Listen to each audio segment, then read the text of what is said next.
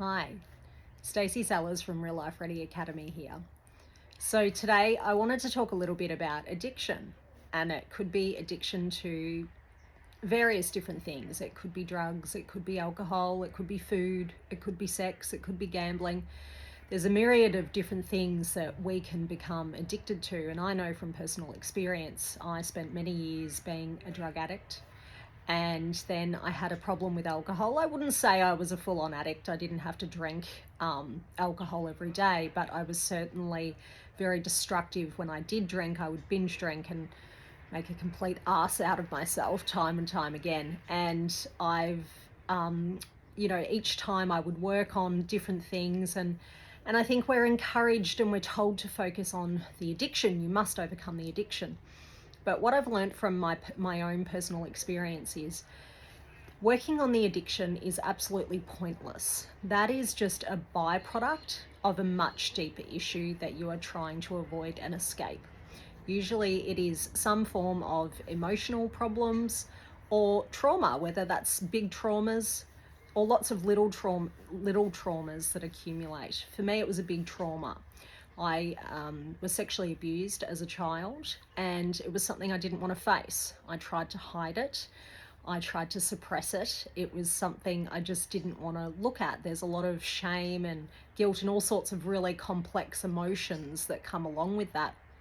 And I turned to drugs, and I just didn't know how to cope with a lot of deeper issues that were bubbling under the surface. And it wasn't just that, it was an accumulation of things that happened over the years. You know, my father was sick for 15 years and died, heartbreak, all sorts of things that happen along the way, and they build up.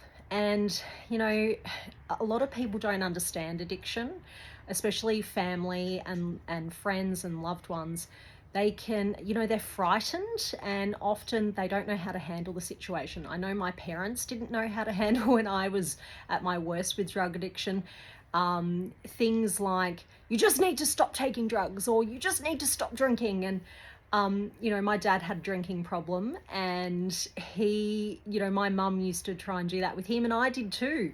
We'd say, well, that's it, no more. And we'd try and blackmail him and all sorts of stuff, and it really doesn't work. And now that I know better, and I've worked on my own issues, and I've addressed those core issues, I realize how unhelpful things like that are. So if you have a loved one that is an alcoholic or a drug addict or whatever addiction they might have, saying to them, you just need to stop, or if you don't stop, I'm never going to talk to you again, or whilst you're in our presence, you're not allowed to take drugs or drink. It's completely pointless, and all you're doing is pushing them deeper into their addiction. What is required is having a little bit of compassion.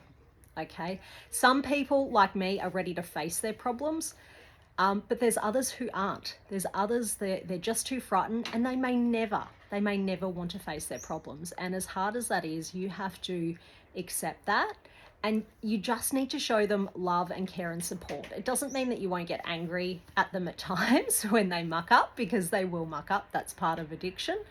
But it's a little bit different. If it's a spouse, you can walk away.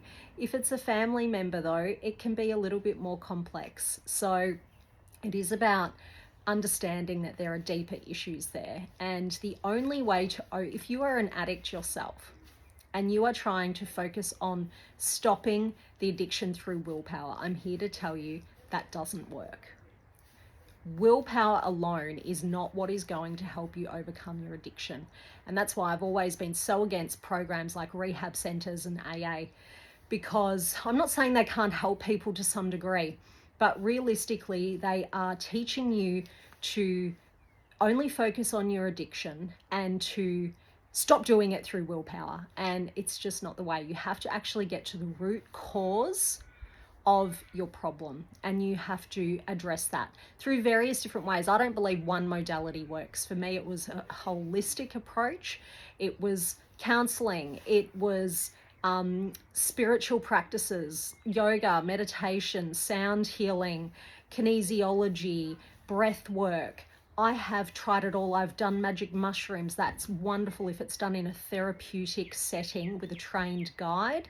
that can be so helpful in coming to terms with what your trauma might be. There's numerous things I think you need to do as a holistic approach, but that is the way to overcoming your addiction. And once I did all of that, I have absolutely no desire for my addictions.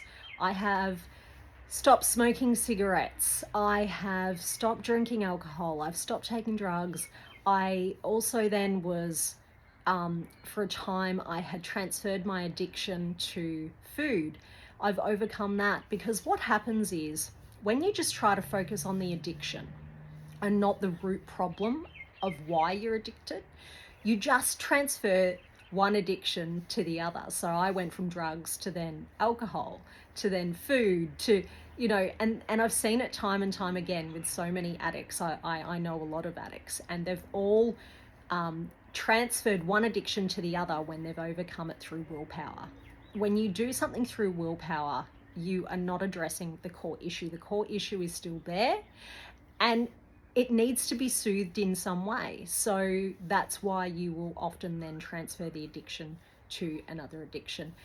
And if you could just be brave, because it is scary. I understand it's really scary to take a big look inside of yourself, to face your shadow, the parts of you that you don't want to acknowledge, that you don't want to face. We think that in doing so, our world is going to fall apart. But I'm here to tell you that once you actually do that, your life becomes so much better. When I finally effaced the root cause of my trauma, it doesn't mean that it wasn't hard, it was, but I went and got counseling. I sought tools that could help me overcome it, and I've never ever felt so free in my life. I've never felt so content. My mum always used to say to me, "Why are you so miserable? You're just so unhappy," because my parents didn't know. They didn't know that I was abused as a child, and they both used to wonder, what is wrong with our daughter? Why is she so miserable? And of course, Dad doesn't know, because he's passed away, so he never got to find out that I was abused as a child. Probably just as well, because he would have killed the person.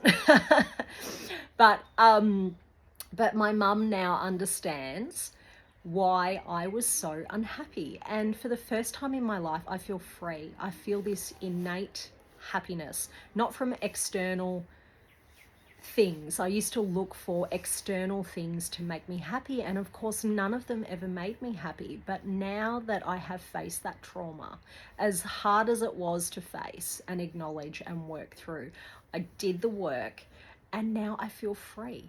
I feel so free and so content and so filled with inner peace and happiness. And I'm finally free from all of my addictions in doing so. And my life just keeps getting better and better. I go from strength to strength. So if you have an addiction, I implore you to go deep within and look at why. What are you running from? What are you trying to escape? Because that is why you have an addiction. If you have a family member or a friend or a loved one who has an addiction, please go and educate yourself on addiction, why people become addicted. Look at alternative routes, alternative methods. Encourage them to know that they are safe, that they are loved, and that you will support them in facing their addictions. But please don't try and blackmail them. Don't make blanket statements like, if you don't stop this addiction, I won't talk to you. You cannot do this around me. It doesn't work. It's really mean when you understand the complexities of the psychological reasons as to why someone becomes addicted. So please hold compassion in your heart. I know it's hard, but you too, as a family member or friend, go and get counseling yourself so that you can learn some tools and tricks in how you can support someone with addiction and how you can help them to go within and actually deal with the root cause of why they're an addict in the first place. So I know that this is a really heavy topic and it can be hard for some people to face and watch, but it is an issue that needs to be talked about. That's why I'm happy to share my circumstance and the things that I've gone through, because if it can help someone else have a little bit easier time, then everything I went through was you know, it was for a reason, it was for the greater good. So be kind to you, be kind to your family. I'm sending you so much love if you're in that kind of pain. Please know that there is hope on the other side. You just have to believe in yourself, and you just have to want to have a better life. And I promise you that when you address these issues, all you can possibly have is a better life. Much love to you.